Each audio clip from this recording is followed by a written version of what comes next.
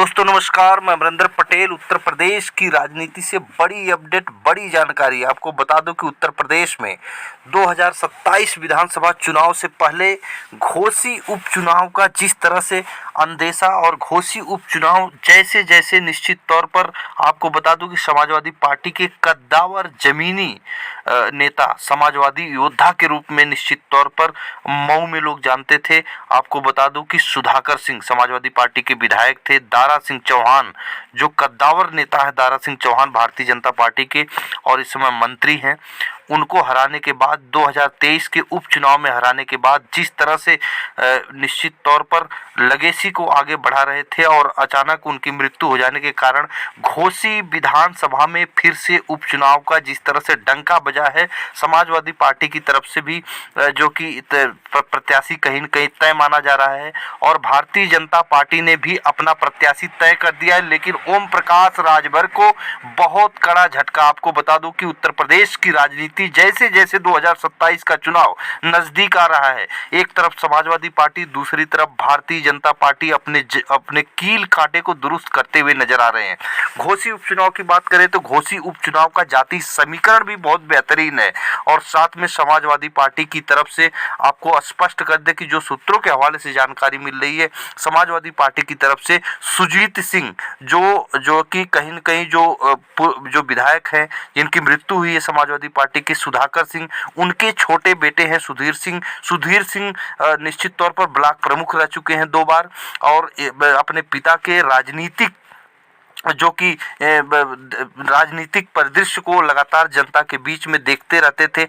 जैसे जैसे तबीयत पिताजी की खराब होने पर तमाम वो चीज़ें हैं, तमाम वो लगेसी है। निश्चित तौर पर कहीं ना कहीं आपको बता दूं कि उत्तर प्रदेश की मऊ जिले में अगर बात करें सुधाकर सिंह की, तो सुधाकर सिंह एक बहुत बड़ा नाम है। सुधाकर सिंह शोषित वंचित समाज की एक आवाज़ के रूप में उनको लोग जानते हैं। उनका एक अलग तरीके का एक रेला वहाँ पे था, जिस तरह से वो लोगों से, जनता से उनकी कनेक्टिविटी की चर्चा होती है और उसका जिस तरह की उनकी राजनीति करने की शैली थी, अपने आप में बहुत ही बेहतरीन नेता के तौर पर उनको लोग जानते हैं। आपको बता दूं कि समाजवादी पार्टी के मुखिया अखिलेश यादव जैसे ही जो कि सुधाकर सिंह के मृत्यु पर जैसे ही उनके घर गए, निश्चित तौर पर जिस तरह से सुधाकर सिंह के बेटे सुजीत सिंह ने अखिलेश यादव के पैर पकड़कर जिस तरह से रोए, निश्चित तौर पर एक भावुक अपील थी, बहुत दर्द भरा, जो कि एक वहाँ पे कहीं न कहीं एक राजनीतिक परिदृश्य से हट कर अगर देखें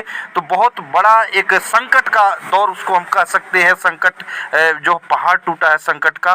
तो लेकिन समाजवादी पार्टी के मुखिया अखिलेश यादव ने स्पष्ट तौर पर सुजीत सिंह को अपना कैंडिडेट मान लिया है। ये समाजवादी पार्टी की तरफ से कोई डाउट किंतु परंतु नहीं है। लेकिन भारतीय जनता पार्टी की बात करें तो भारतीय जनता पार्टी में बहुत जबरदस्त पेच फंसता हुआ दिखाई दे रहा है। आपको बता दूं कि भारतीय जनता पार्टी के सिंबल से भी टिकट लेने के लिए निश्चित तौर पर तैयार हो गए थे ओम प्रकाश राजभर, और ओम प्रकाश राजभर दिल्ली से लेकर लखनऊ तक हाथ पैर निश्चित तौर पर बहुत मारने की कोशिश की उस सीट पर अपना प्रत्याशी और अपने बेटे अरविंद राजभर को लड़ाने के लिए, लेकिन भारतीय जनता पार्टी ने झटका दे दिया। और आपको बता दूं कि भारतीय जनता पार्टी ने ओम प्रकाश राजभर को टिकट देने से मना कर दिया और इसी वजह से आपको बता दूं कि भारतीय जनता पार्टी ने अपना खुद का प्रत्याशी जो है कि विजय राजभर निश्चित तौर पर भारतीय जनता पार्टी के पूर्व विधायक रह चुके हैं।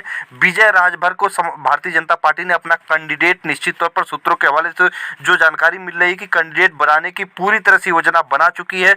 अब बहुत राजनीतिक परिदृश्य से देखें तो जो घोसी विधानसभा सीट है ये बहुत कांटे की टक्कर होगी कि एक तरफा होगी। लेकिन उससे पहले आपको बता दूं कि सुधाकर सिंह एक समाजवादी योद्धा के साथ साथ उनकी खुद की जनता के बीच में जो कनेक्टिविटी थी, लोगों की समस्याएं सुनने की, लोगों के बीच में रहने की, जनता का साथ देने की और एक प्रखरता थी और लड़ने के लिए जनता की तरफ से जो लड़ने की जो क्षमता थी और जो उन्होंने अपना एक अलग ही जो कहीं ना कहीं राजनीतिक पृष्ठभूमि बनाए, वो अपने आप में काबिले तारीफ है। शोषित वंचित दलित पिछड़े अल्पसंख्यक समाज सब लोग जो है कि अपना नेता सुधाकर सिंह को मानते थे। तो स्वाभाविक है कि सुधाकर सिंह के बेटे के टिकट मिलने से समाजवादी पार्टी को जबरदस्त फायदा होगा। इसमें इसमें कोई डाउट नहीं है। लेकिन आपको बता दूं कि विजय राजभर को टिकट मिलने से क्या होगा वो भी बताऊंगा। उससे पहले आपको बता दूं कि जातीय समीकरण का, अगर जातीय समीकरण को मोटा मोटा उसको हम माने, तो आपको बता दूं कि जो कि सुजीत सिंह जो सुधाकर सिंह के बेटे हैं, राजपूत समाज से आते हैं, और वहाँ पे राजपूत और ब्राह्मण समाज की अगर जाति देखें तो लगभग 70,000 के आसपास है। और आपको बता दूं कि घोसी लोकसभा सीट से अगर सांसद की बात करें तो राजीव राय हैं। राजीव राय अखिलेश यादव के बेहद ही करीबी कद्दावर जमीनी नेता हैं।